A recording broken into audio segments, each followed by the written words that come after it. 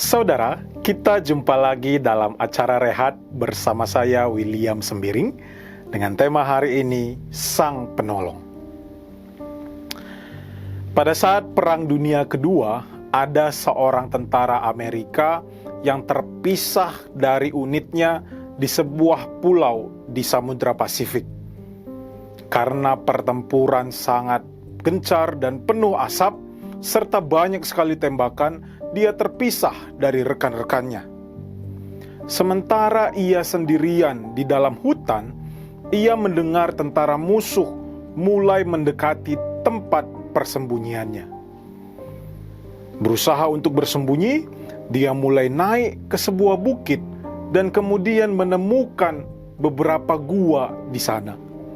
Secara cepat ia merangkak masuk ke dalam sebuah gua dan dia mulai merasa aman di dalam untuk sementara. Namun, dia kemudian menyadari bahwa tentara musuh melihatnya ketika dia mulai merayap ke atas bukit. Pikirnya, mereka pasti akan memeriksa semua gua dan mulai membunuhnya ketika ia menemukan dirinya. Dalam gua itu, ia mulai berdoa kepada Tuhan. Tuhan, jika ini kehendak-Mu, tolong lindungi aku. Apapun yang terjadi, aku tetap mencintai-Mu dan mempercayai-Mu. Amin, kata doa tentara tadi. Setelah ia berdoa, ia mulai bertiarap dan ia mulai mendengar derap langkah tentara musuh mendekatinya. Ia mulai berpikir, baiklah, aku kira Tuhan tidak akan menolongku saat situasi seperti ini. Kemudian ia melihat tiba-tiba ada seekor laba-laba yang mulai membangun jaring di depan pintu masuk gua yang tersembunyi itu. Sementara dia mengawasi dan mendengar tentara musuh yang sedang mencari-carinya dan sedang menggeledah gua-gua yang ada. Laba-laba itu terus membentangkan benang-benangnya sehingga terbentuk jaring di dalam pintu masuk ke dalam gua tersebut.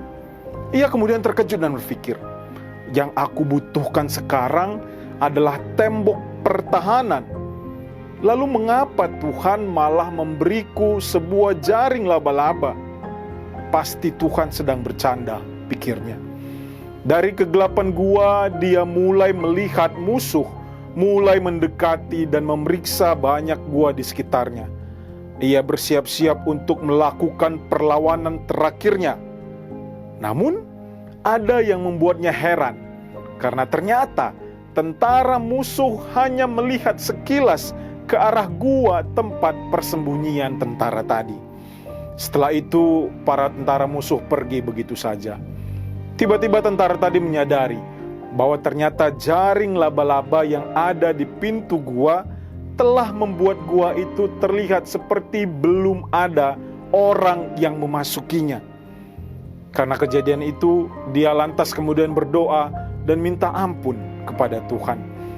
Karena dia sempat meragukan betapa besar pertolongan Tuhan di dalam hidupnya. Tuhan, ampunilah aku.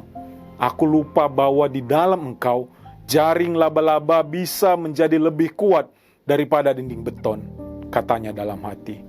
Saudara yang terkasih, dalam hidup ini kita pun mungkin sering menganggap bahwa Tuhan harus menyediakan hal yang besar dan dahsyat untuk menolong hidup kita. Tetapi kita sering lupa bahwa di dalam Tuhan, hal yang kecil dan remeh itu bisa dipakai untuk menolong kita. Firman-Nya pernah berkata, sebab yang bodoh dari Allah lebih besar hikmat-Nya daripada manusia, dan yang lemah dari Allah lebih kuat daripada manusia. Dalam 1 Korintus 1 ayat 25. Saudaraku yang dikasihi oleh Kristus Yesus, apakah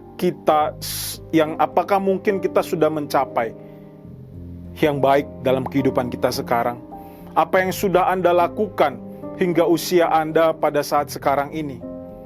Ingatlah, setiap usaha dan kerja yang kita lakukan, ada orang-orang yang senantiasa menolong di sekitar kita. Mereka mensupport kita dan bahkan mereka mendoakan kita.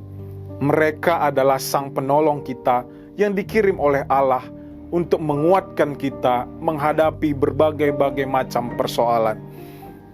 Ingatlah, kita bisa mencapai suatu tujuan itu karena Allah yang menolong kita.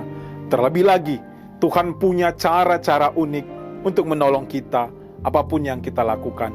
Ingatlah bahwa Tuhan senantiasa memberikan yang terbaik.